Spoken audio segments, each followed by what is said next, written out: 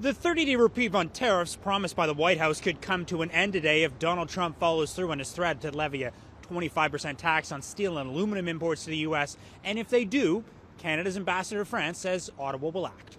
Canada will respond if there is an executive order. Trade wars are painful for everyone, negative for everyone, and not something that you should do between friends. Speaking with reporters at the Canadian Embassy, Stéphane Dion reiterated the need to diversify trade since the U.S. is becoming, in his words, less reliable economically. But it's not just the economy.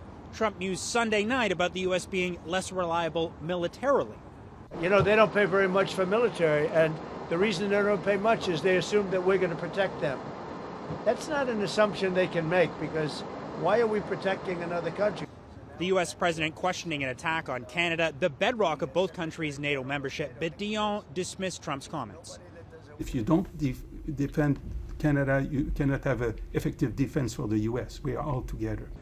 Dion, the former Liberal leader and Justin Trudeau's first foreign affairs minister, himself mused that the Americans could be violating UN rules. According to international law, it's not only to invade a neighbor that is against international law and the Charter of the UN, it is to threaten.